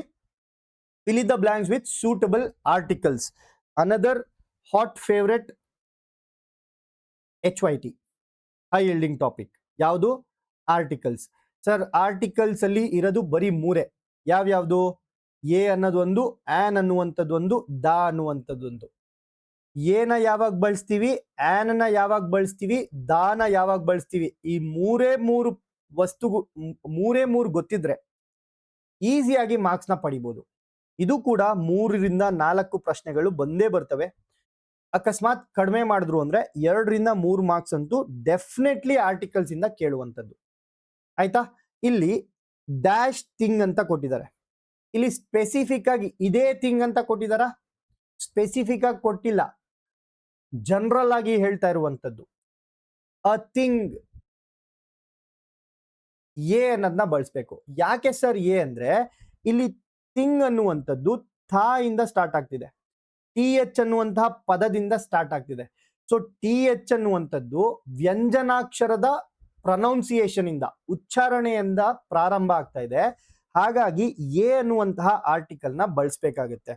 ಅ thing of beauty is dash joy forever. So joy ಅನ್ನುವಂಥದ್ದು ಕೂಡ ಜೆ ಇಂದ ಸ್ಟಾರ್ಟ್ ಆಗ್ತಿದೆ, ಜಾ, ಜಾ. ಸೊ ಜಾಕಾರದಿಂದ ಸ್ಟಾರ್ಟ್ ಆಗ್ತಿದೆ. ಉಚ್ಚಾರಣೆ ಯಾವುದರಿಂದ ಸ್ಟಾರ್ಟ್ ಆಗ್ತಿದೆ? ಜಾಕಾರದಿಂದ. ಈ ಜಾಕಾರ ಅನ್ನುವಂಥದ್ದು ವ್ಯಂಜನ. ಸೊ ವ್ಯಂಜನ ಆಗಿರುವುದರಿಂದ ಇಲ್ಲೂ ಕೂಡ ಎ ಅನ್ನುವಂಥದ್ದನ್ನ ಬಳಸಬೇಕು. ಅ thing of beauty is a Joy for ever. ಯಾವ ಆಪ್ಷನ್ ಕರೆಕ್ಟ್ ಆಗುತ್ತೆ? ಆಪ್ಷನ್ 4 ಸರಿಯಾದ ಉತ್ತರ ಆಗತ್ತೆ. ಸೊ ಮುಂದಿನ ಪ್ರಶ್ನೆ ನೋಡಿ. In which of the following words the letters UN is not a prefix? Prefix ಅಂದ್ರೆ ಏನು ಸರ್? ಒಂದು ಪದ ಇರುತ್ತೆ, ಆ ಪದದ ಮುಂದೆ ಬರುವಂತದ್ದು, ಪ್ರೀವಿಯಸ್ ಆಗಿ ಬರುವಂತದ್ದು ಹೆಸರಲ್ಲೇ ಇದೆ ನೋಡಿ, ಪ್ರೀವಿಯಸ್ ಆಗಿ ಬರುವಂತದ್ದು ಪ್ರಿಫಿಕ್ಸ್. ಸೊ ಒಂದು ಪದಕ್ಕೆ ಪ್ರೀವಿಯಸ್ ಅಲ್ಲಿ ಫಿಕ್ಸ್ ಮಾಡುವಂತದ್ನ ನಾವು ಪ್ರಿಫಿಕ್ಸ್ ಅಂತ ಕರಿತೀವಿ. ಹೌದಾ? ಪ್ರೀವಿಯಸ್ ಆಗಿ ಫಿಕ್ಸ್ ಮಾಡುವಂತದ್ನ ನಾವು ಏನಂತ ಕರಿತೀವಿ? ಪ್ರಿಫಿಕ್ಸ್ ಅಂತ ಕರಿತೀವಿ. ಸೊ ಈ ಪ್ರಿಫಿಕ್ಸ್ ನ ಆಡ್ ಮಾಡಿದ್ರೆ ಏನಾಗುತ್ತೆ ಅಂದ್ರೆ ಆ ಪದದ ಆಪೋಸಿಟ್ ಪದ ಆಗ್ಬಿಡುತ್ತೆ. ಎಕ್ಸಾಂಪಲ್ ನೋಡಿ, lock, unlock, ethical, unethical, do, undo. So lock ಅಂದ್ರೆ ಲಾಕ್ ಮಾಡುವಂತ, ಅನ್ಲಾಕ್ ಅಂದ್ರೆ ಲಾಕ್ ನ ತೆಗಿ ಅಂತ, ಎಥಿಕಲ್ ಅಂದ್ರೆ ಪ್ರಾಮಾಣಿಕವಾದದ್ದು, ಅನ್ಎಥಿಕಲ್ ಅಂದ್ರೆ ಪ್ರಾಮಾಣಿಕವಲ್ಲದದ್ದು. ಹೌದಾ? ಸೊ ಏನಾಗ್ತಿದೆ, ಪದದ್ದು ಆಂಟೋನಿಮ್ ಆಗ್ತಿದೆ ಅಲ್ವಾ, ವಿರುದ್ಧಾರ್ಥಕ ಪದ ಆಗ್ತಿದೆ. ಸೊ ಅದೇ ರೀತಿ ಇವಾಗ ನೋಡಿ, ನಾನೇ 3 ಆಪ್ಷನ್ ಅಲ್ಲಿ ಈ ಪದ ಕೊಟ್ಟು ಆಪೋಸಿಟ್ ಪದ ಕೊಟ್ಟೆ. ಇಲ್ಲಿ ಲಾಕ್ ನ ಪ್ರಿಫಿಕ್ಸ್ ಏನಾಯ್ತು, ಯು ಎನ್ ಆಯ್ತು. ಅನ್ಎಥಿಕಲ್ ಅಲ್ಲಿ ಏನಾಯ್ತು, ಎಥಿಕಲ್ ನ ಪ್ರಿಫಿಕ್ಸ್ ಆಯ್ತು. ಅದೇ ರೀತಿ ಡೂಗೆ ಯು ಎನ್ ಏನಾಯ್ತು, ಪ್ರಿಫಿಕ್ಸ್ ಆಯ್ತು. ಅದೇ ನಾವು DER ಡರ್ ಅಂಡರ್ ಅಂತ ಕರಿತೀವ, ಇಲ್ಲ ಅಲ್ವಾ? ಅಂಡರ್ ಅಂದ್ರೆ ಒಂದೇ ಪದ, ಇದು ಪ್ರಿಫಿಕ್ಸ್ ಅಂತ ಅನ್ನಲ್ಲ. ನಾವು ಇದನ್ನ ಪ್ರಿಫಿಕ್ಸ್ ಆಗಿ ಬಳಸಲ್ಲ, ಬದಲಾಗಿ ಅಂಡರ್ ಅನ್ನುವಂಥದ್ದು ಒಂದು ಇಡೀ ಪದ. ಸೊ ಅಂಡರ್ ಅನ್ನುವಂಥದ್ದೇ ಒಂದು ಇಡೀ ಪದ ಆಗಿರೋದ್ರಿಂದ ನನ್ನ ಸರಿಯಾದ ಉತ್ತರ ಏನಾಗುತ್ತೆ, ಆಪ್ಷನ್ 2 ನನ್ನ ಸರಿಯಾದ ಉತ್ತರ ಆಗುತ್ತೆ. ಅರ್ಥ ಆಯ್ತಾ? ಸೊ ಈ ರೀತಿಯಾದಂತಹ ಪ್ರಶ್ನೆಗಳು ಬರ್ತವೆ ಇಂಗ್ಲಿಷ್ ಗ್ರಾಮರ್ ಅಲ್ಲಿ, ಅಂಡ್ ಇದೆಲ್ಲ ಸಾಲ್ವ್ ಮಾಡೋದು ತುಂಬಾ ಕಷ್ಟ ಏನಲ್ಲ, ತುಂಬಾ ಈಸಿಯಾಗಿ ಸಾಲ್ವ್ ಮಾಡ್ಬೋದು. ಬಟ್ ನಮ್ಮ ಮೈಂಡ್ ಸೆಟ್ ಮೇಲೆ ಎಲ್ಲ ಡಿಪೆಂಡ್ ಆಗುತ್ತೆ. ಯಾವ ರೀತಿ ಮೈಂಡ್ ಸೆಟ್ ಇರಬೇಕು, ಇಂಗ್ಲಿಷ್ ಅಷ್ಟೇ ಅಲ್ವಾ, ಇಟ್ ಈಸ್ ಈಸಿ. ಕನ್ನಡನೇ ಕಲ್ತವ್ರಿಗೆ ಇಂಗ್ಲಿಷ್ನ ಕಲಿಯುವಂಥದ್ದು ಬಹಳ ಕಷ್ಟ ಏನಲ್ಲ ಅನ್ನುವಂತಹ ಮೈಂಡ್ ಸೆಟ್ ನಿಮ್ಗಿದ್ರೆ, ಸೊ ಮಿಷನ್ ಉತ್ಕರ್ಷಲ್ಲಿ ಕಮ್ಯುನಿಕೇಶನ್ ಕೋರ್ಸ್ ನಿಮಗಾಗಿ ನಾವು ತಂದಿದ್ದೀವಿ. ಸೊ ಈ ಒಂದು ಮಿಷನ್ ಉತ್ಕರ್ಷ್ ಕೋರ್ಸ್ ಅಲ್ಲಿ ವಿಜಯ್ ಸೇತು ಆಪ್ ಅಲ್ಲಿ ನಿಮಗೆ ಸಿಗುತ್ತೆ. ಈ ಒಂದು ಕೋರ್ಸ್ ನಲ್ಲಿ ಇಂಗ್ಲಿಷ್ನ ನಾನೇ ಹ್ಯಾಂಡಲ್ ಮಾಡ್ತಾ ಇದ್ದೀನಿ, ಕಂಪ್ಯೂಟರ್ನ ಅಜಯ್ ಸರ್ ಹ್ಯಾಂಡಲ್ ಮಾಡ್ತಾ ಇರ್ತಾರೆ, ಮತ್ತು ಕಂಪ್ಯೂಟರ್ನ ಟೆಕ್ನಿಕಲ್ ಪಾರ್ಟ್ಸ್ ಸಬ್ಜೆಕ್ಟ್ ಎಕ್ಸ್ಪರ್ಟ್ ಆದಂತಹ ಸಂದೀಪ್ ದೇಶಪಾಂಡೆ ಸರ್ ಹ್ಯಾಂಡಲ್ ಮಾಡ್ತಾ ಇರ್ತಾರೆ. ಹಾಗೆ ಕನ್ನಡದ ಗ್ರಾಮರ್ ಅನ್ನ ಕೂಡ ಅಜಯ್ ಸರ್ ಅವರು ಹ್ಯಾಂಡಲ್ ಮಾಡ್ತಾ ಇರ್ತಾರೆ. ಈ ಒಂದು ಕೋರ್ಸ್ ಇವತ್ತಿಂದ ಸ್ಟಾರ್ಟ್ ಆಗ್ತಾ ಇದೆ. ಸೊ ತಡ ಮಾಡಬೇಡಿ, ಇವತ್ತೇ ಆ ಆ್ಯಪ್ನ ಡೌನ್ಲೋಡ್ ಮಾಡಿ. ಯಾವ app? Vijay Setu app. So ಹೆಸರಲ್ಲೇ ಇದೆ, ವಿಜಯ ಸೇತು ಆ್ಯಪ್ನ ಇವತ್ತು ಡೌನ್ಲೋಡ್ ಮಾಡಿದ್ರೆ ಖಂಡಿತವಾಗ್ಲೂ ನಿಮಗೆ ವಿಜಯ ಸಿಗ್ಲಿ ಅಂತ ಆಶಿಸ್ತಾ ಈ ಒಂದು ಕ್ಲಾಸ್ನ, ಈ ಒಂದು ಸೆಷನ್ನ, ಈ ಒಂದು ಯೂಟ್ಯೂಬ್ ವಿಡಿಯೋನ ಇಲ್ಲಿಗೆ ಎಂಡ್ ಮಾಡ್ತಾ ಇದ್ದೀನಿ. Thank you so much. ಮುಂದಿನ ತರಗತಿಯಲ್ಲಿ ಸಿಗೋಣ. ಅಲ್ಲಿವರೆಗೂ take care, have a nice day.